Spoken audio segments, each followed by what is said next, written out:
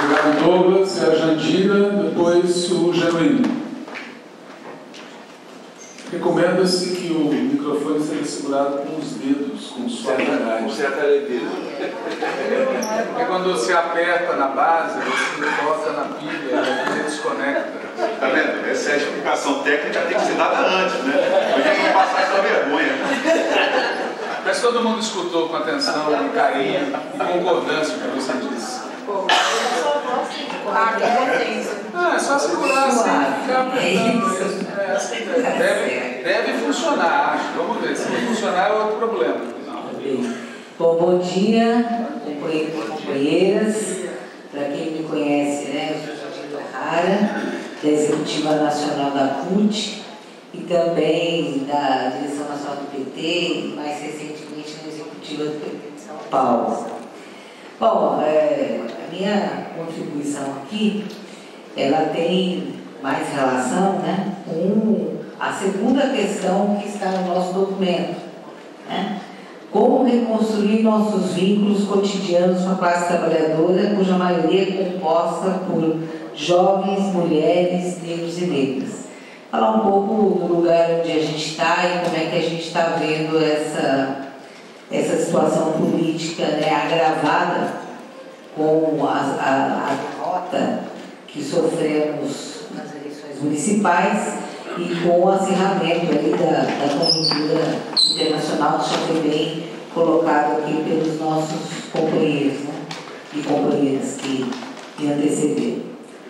Então, acho que a questão que a gente tem que tentar para contribuir nesse processo, né, cujo centro tem que ser a retomada das lutas sociais, porque sem isso nós não vamos conseguir avançar nesse quadro, é a gente tentar responder se a classe trabalhadora vai se mexer e por que ela não se mexe, né? Eu acho que essas questões, inclusive, acho que o Douglas colocou alguns elementos importantes aqui. Bom, acho que a primeira questão é o seguinte, né? Nós, no movimento que deu origem ao PT, à CUT, às demais organizações populares, né, da classe, MST, CNP, nós éramos anticapitalistas e socialistas. Era esse projeto que a gente colocava para a classe trabalhadora. Com o neoliberalismo dos anos 90, nós passamos a ser antineoliberais, né? E com o advento da extrema-direita, nós passamos a ser antineofascistas. Nós deixamos, inclusive, de ser antineoliberais e colocamos a pauta do que se chama democracia, que, como bem colocou o Douglas aqui, democracia para quem e de que tipo, em primeiro lugar.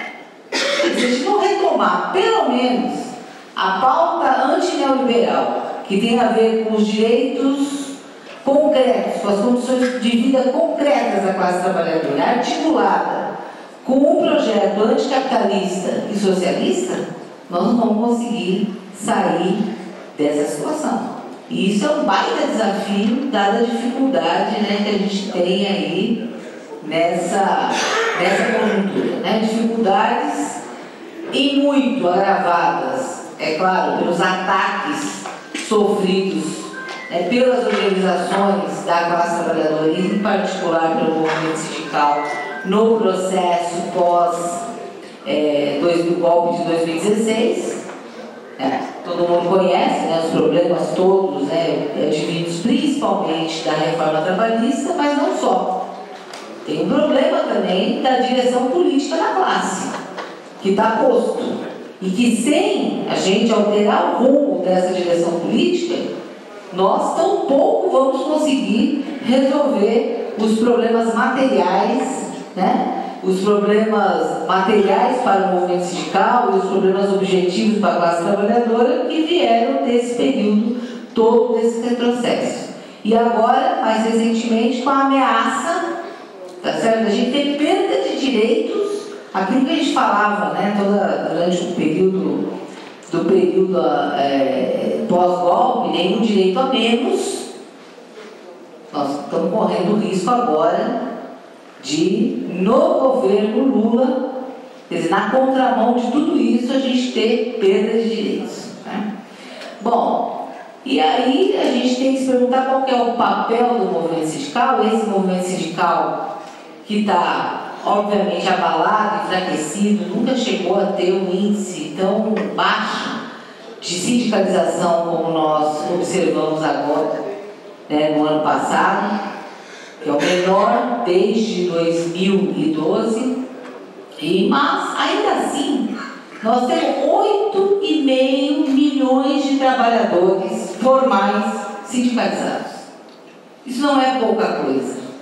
Se a gente conseguir mobilizar, tá certo, uma pauta verdadeiramente anti-neoliberal e que dialogue com esses trabalhadores, se a gente conseguir, desses 8 milhões, mobilizar 1 milhão de trabalhadores, esse movimento, se ele estiver em consonância com os interesses da maioria da classe trabalhadora, ele teria capacidade de trazer outros setores, inclusive setores que estão alijados do mercado formal do trabalho.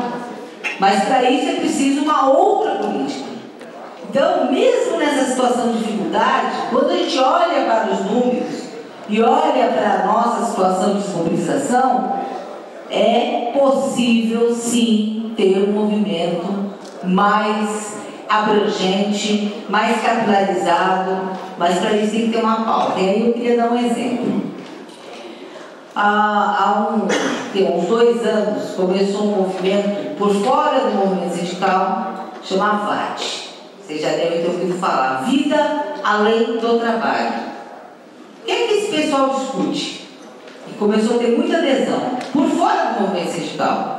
Discute o quê? Não discute sequer a redução da jornada de trabalho, mas discute o fim de uma escala de trabalho que é de um nível de exploração brutal, que é a escala 6x1. O que é a escala 6x1? Você trabalha 6 dias, folga 1. Seja segunda, terça, quarta, você pode nunca ter um domingo na vida, ou pode ter, quanto muito, 1 por mês. Né? Quem é que trabalha nesse sistema? Em sua grande maioria, jovens no setor de comércio e serviços. O movimento sindical olhou para isso, incorporou essa pauta, essa luta? Gente, não. A gente tem recorrentemente falado sobre isso dentro da CUT. Não.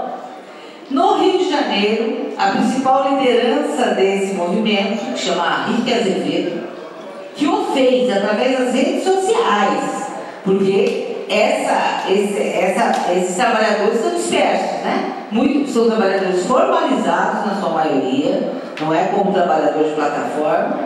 Bom, esse rapaz foi o vereador mais votado do PSOL no Rio de Janeiro e o que teve menor investimento do PSOL.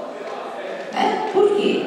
Porque a pauta que está colocada é uma pauta que diz respeito diretamente às condições de exploração que está submetida no setor, um segmento enorme e desorganizado do ponto de vista sindical da classe trabalhadora. Estou dando esse exemplo porque eu acho que esse é um bom exemplo, que nós, no movimento sindical, precisamos nos debruçar para as questões concretas do dia a dia da classe. Não adianta mais a gente ficar falando como é recorrente, né?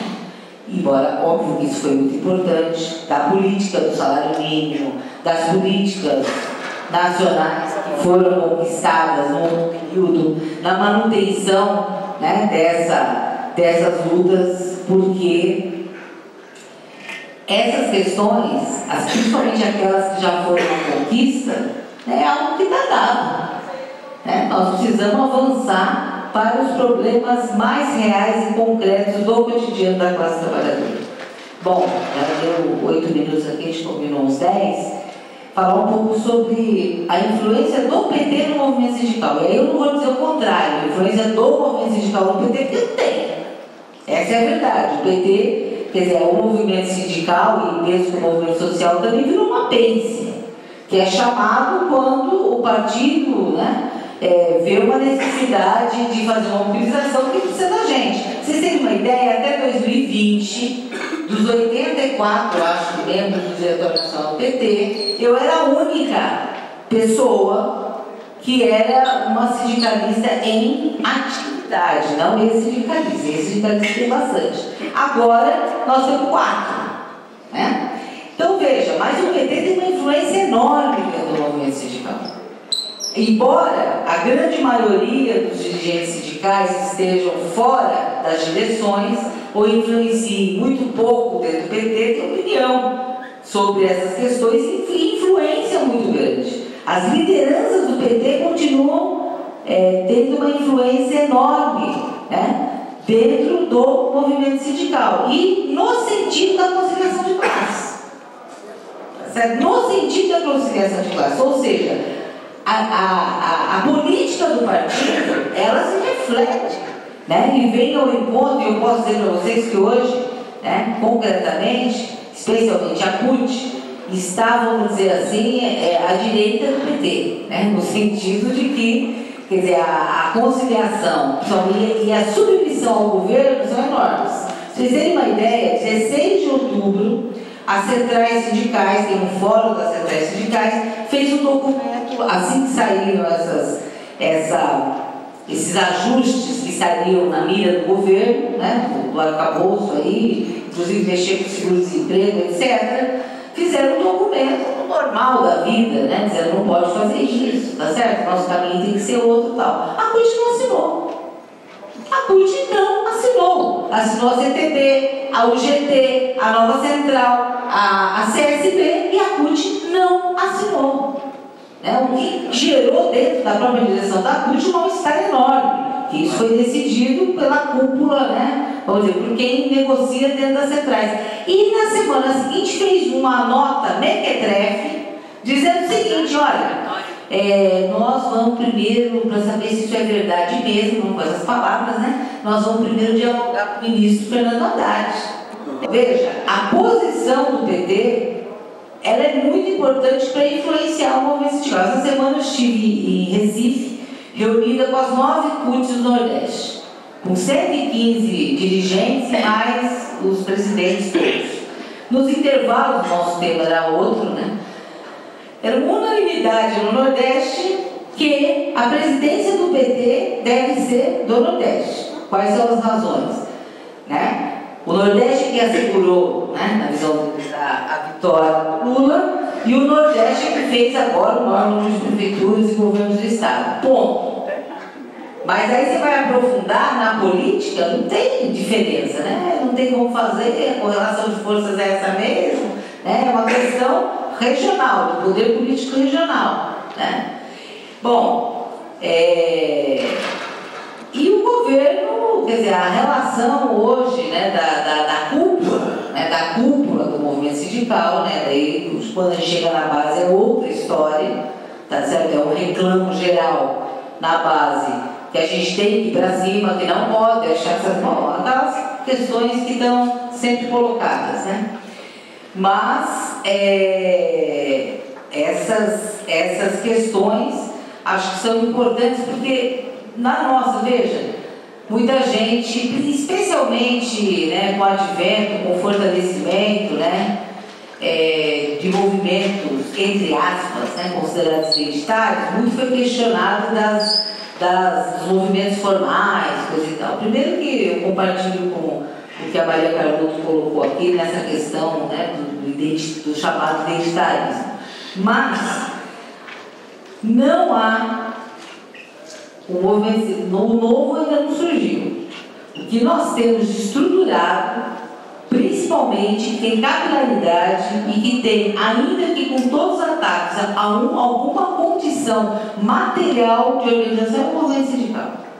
Então nós não podemos olhar para o movimento sindical como muitos movimentos ditos horizontais, né, colocam como algo que já morreu, não é isso. Nós precisamos fazer uma transformação política profunda, mas isso tem uma relação enorme com o PT.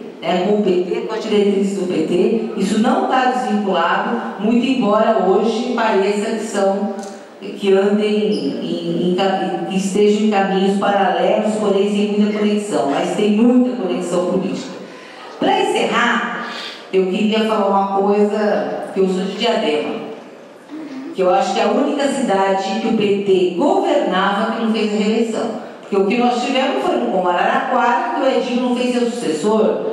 São Leopoldo, Alivanás, me parece, pelo que Diadema é a única cidade que o PT governava em primeira e não foi. Uma cidade, como vocês sabem, a primeira cidade governada pelo PT. Provavelmente é a cidade onde mais teve governos do PT até hoje, com uma população que sempre votou majoritariamente no PT. O que explica isso? Claro que isso é bem complexo, mas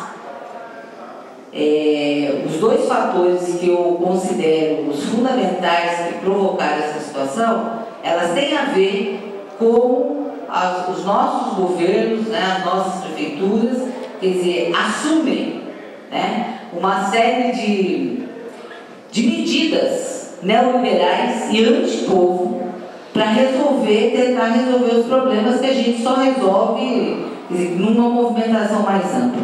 Primeiro, adotaram uma taxa lá que atingiu uma taxa de lixo, modificaram, na verdade, a forma de cobrança de uma taxa de lixo, que atingiu todas as favelas da cidade. Essa taxa de lixo era cobrada no IPTU, portanto, só quem tinha propriedade pagava a taxa, era algo que há muito tempo, como eles precisavam de caixa, tiveram a brilhante ideia de pegar essa taxa e jogar na conta de água. Tá certo? O que aconteceu?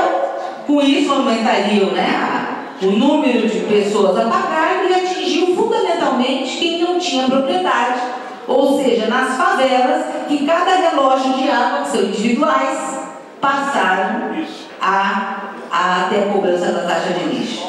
Quer dizer, como é que o governo do PT pode jogar nas costas do povo mais pobre para tentar resolver esses problemas de caixa? Segundo, a saúde lá, assim como nas maiorias das cidades, já estava com muitas OS, mas as OS era só para intermediação de mão de obra. Contratavam gente, até por conta dos limites da LRF, contratavam gente pelas OS. Este governo decidiu terceirizar a gestão da saúde. Passou a gestão de todos os equipamentos públicos para a mão da OS. Quando eles fizeram isso, eu participei de uma live com o sindicato lá, que é meu sindicato de origem, né? E disse o seguinte: eles abriram mão de governar. Porque governar não quer dizer ficar no gabinete. Governar é o governo presente em cada local que atende o povo. Quando eles terceirizaram e passaram isso para a mão da iniciativa privada, eles abriram mão de governar. A saúde, que é o maior problema, sempre foi, tá certo? Piorou a avaliação da saúde, obviamente, depois que passaram a gestão para a iniciativa privada. Então, eu quis dar esse exemplo de Diadema, primeiro porque Diadema é simbólico, e daí encerrar minha fala, mas para dizer que nós precisamos ter um programa condizente com aquilo que a gente prega. Porque a derrota de Diadema, para nós, estava anunciada, não foi nenhuma surpresa.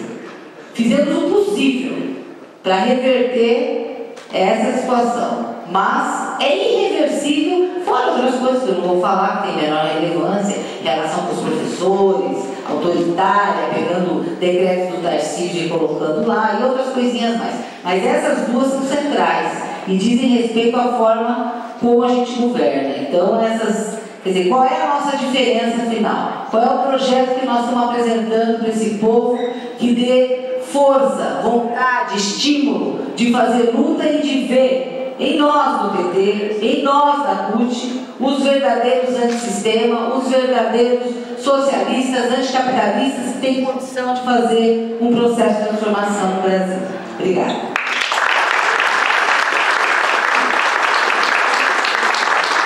Obrigado, Jandira. Chamar então o